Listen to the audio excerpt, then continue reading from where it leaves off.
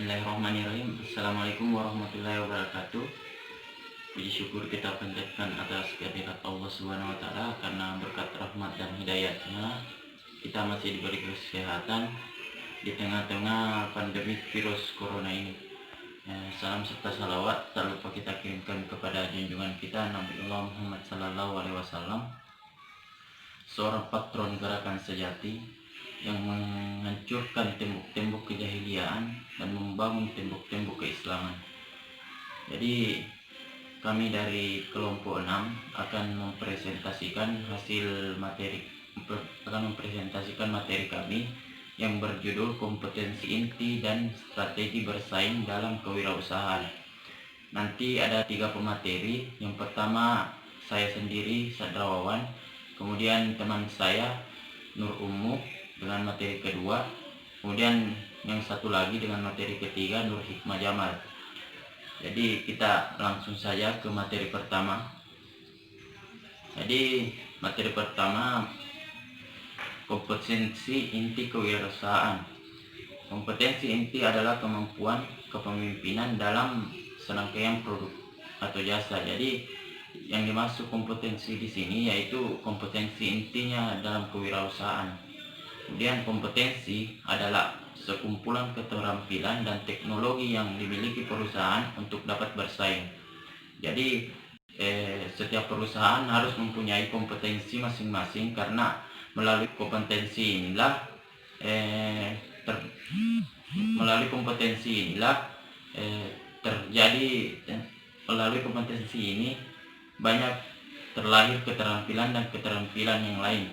Kemudian kompetensi inti adalah keterampilan yang memungkinkan perusahaan memberikan kontribusi terhadap nilai dan biaya konsumen.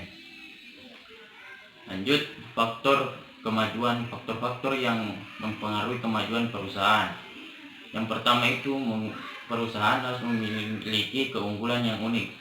Maksudnya di sini ketika kita memiliki perusahaan atau wirausaha, kita harus memiliki keunggulan yang unik yang tidak dimiliki oleh perusahaan yang lain, sehingga keunggulan ini akan nanti membuat kemajuan dalam perusahaan. Kemudian yang kedua, tercipta dari penemuan yang dilakukan oleh para wirausaha. Jadi penemuan-penemuan yang dilakukan oleh karyawan maupun pemimpin dalam satu wirausaha ini bisa memajukan perusahaan. Karena misalnya kita melakukan penemuan baru dan ini tidak pernah ditemukan ditemukan oleh perusahaan-perusahaan lain. Ini nanti akan penemuan ini nanti yang akan memajukan perusahaan kita. Kemudian yang ketiga, dihasilkan dari proses kreatif yang dinamis. Jadi setiap pemimpin, karyawan, dan staf-staf yang ada dalam perusahaan atau wirausaha itu harus memiliki kekreatifan, dan kekreatifan ini harus dinamis secara terus-menerus. Harus kekreatif yang secara terus-menerus, tidak boleh kreatifnya itu stuck di satu kekreatifan saja, harus terus-menerus diulang sehingga hal ini bisa memajukan perusahaan. Kemudian faktor yang terakhir itu menciptakan daya saing khusus. Jadi setiap perusahaan harus memiliki rasa daya saing ke perusahaan-perusahaan lain. Misalnya ketika satu perusahaan di luar memiliki kemajuan, kita harus lebih dari dia. Kita harus menumbuhkan rasa saing dalam diri kita, bahwasanya kita bisa lebih dari perusahaan yang lain. Kemudian kondisi penentu kemajuan perusahaan. Yang pertama, tujuan perusahaan dan kebijakan fungsi-fungsi manajemen harus secara kolektif memperlihatkan posisi terkuat di pasar. Jadi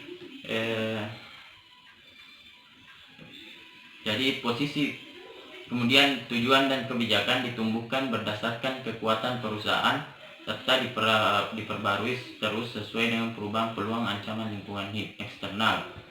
Kemudian yang terakhir, proses harus memiliki dan menggali kompetensi khusus sebagai pendorong untuk menjalankan perusahaan.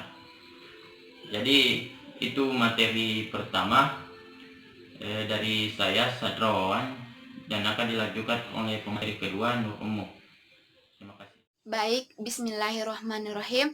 Assalamualaikum warahmatullahi wabarakatuh. Perkenalkan, nama saya Nur Ummu dari Biologi 17C.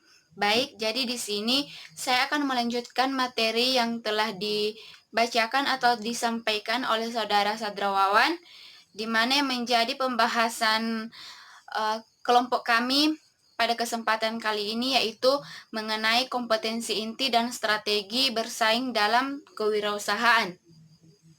Baik, jadi di sini saya akan membahas mengenai strategi-strategi apa saja yang harus dilakukan dalam melakukan usaha. Jadi di sini ada beberapa pendapat yang mengatakan bahwasanya strategi itu adalah perencanaan, ada pula yang mengatakan bahwasanya strategi adalah pola, strategi adalah posisi, dan ada pun yang mengatakan bahwasanya strategi adalah perspektif, dan yang terakhir mengatakan bahwasanya strategi adalah permainan. Jadi untuk melanjutkan sebuah strategi pemasaran, di situ terdiri dari beberapa konsep. Jadi perlu kita pahami bahwasanya strategi atau pemasaran akan berjalan lancar apabila kita memenuhi beberapa konsep yang telah ditentukan. Konsep yang pertama yaitu penelitian dan pengembangan, di mana untuk melihat apakah penjualan sukses atau gagal, hendaknya kita harus memasang target penjualan. Jadi dengan memasang target penjualan, maka kita dapat mengetahui bahwasanya apakah barang yang telah keluar itu sudah mencapai target atau barang yang keluar belum mencapai target yang telah ditentukan. Selanjutnya, produk atau barang dan jasa, di mana produk merupakan elemen yang penting sebab dengan inilah perusahaan berusaha untuk memenuhi kebutuhan dan keinginan dari konsumen. Jadi produk yang dihasilkan itu harus benar-benar sesuai dengan kebutuhan pasar, sehingga dalam mencapai dalam mencapai target penjualannya itu, produk di sini sangat berperan penting. Yang ketiga yaitu harga, di mana harga suatu produk harus sesuai dengan kesulitan untuk menghasilkan produk tersebut. Jadi semakin sulit untuk mendapatkan produk tersebut, maka harga yang ditetapkan akan semakin mahal, karena itu harus disesuaikan dengan tenaga yang telah keluar. Selanjutnya yaitu tempat. Yang tidak boleh diabaikan dalam langkah kegiatan memperlancar arus barang atau jasa adalah memilih saluran distribusi, di mana perlu kita ketahui bahwasanya untuk melakukan sebuah pemasaran atau untuk melakukan sebuah penjualan, kita harus melihat lokasi atau tempat menjual barang tersebut. Karena apabila kita melakukan penjualan di tempat yang ramai, itu akan cenderung mengundang banyak orang untuk melihat barang yang kita tawarkan, sehingga itu dapat mengundang minat orang-orang yang datang tersebut untuk membeli barang yang kita jual. Yang terakhir yaitu promosi, di mana pada aspek ini berhubungan dengan berbagai usaha yang memberikan informasi pada pasar tentang produk yang dijual, tempat dan saatnya.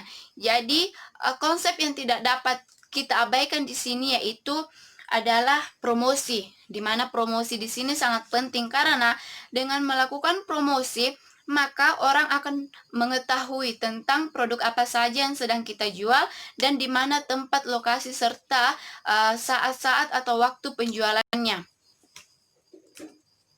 Baik, saya rasa itu cukup pemaparan dari submateri saya. Selanjutnya materi ketiga akan dibacakan oleh saudari Nur Hikmah Jamal, kepadanya dipersilahkan. Baik, saya akan melanjutkan materi dari teman saya, yaitu teori strategi generik dan keunggulan bersaing. Pesaing adalah perusahaan yang menghasilkan atau menjual barang dan jasa yang sama atau mirip dengan produk yang ditawarkan.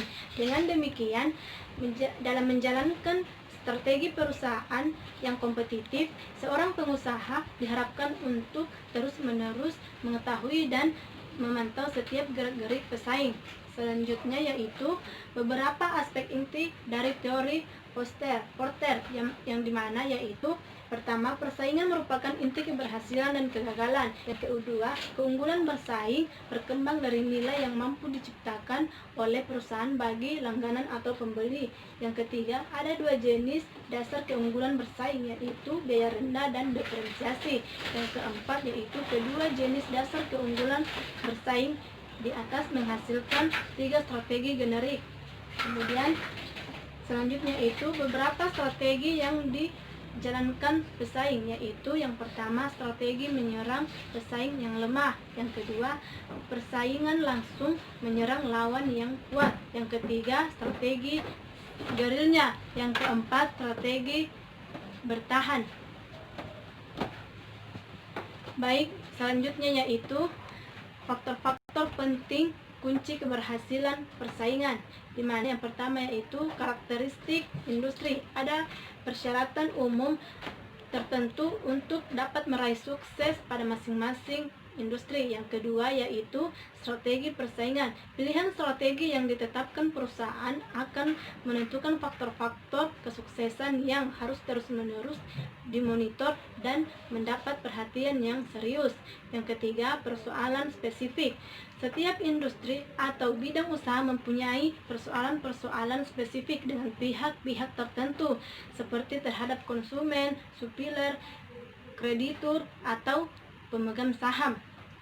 Kemudian yaitu pesaing baik dan pesaing buruk, di mana pesaing yang baik ialah meningkatkan total permintaan, berbagi biaya pada pengembangan pasar dan produk, mengesahkan teknologi baru, melayani lebih sedikit segmen pasar yang atraktif, kemudian menyediakan lebih banyak produk diferensiasi, menurunkan resiko nanti monopoli, meningkatkan kekuatan penawaran melalui peraturan dan pembuatan undang-undang.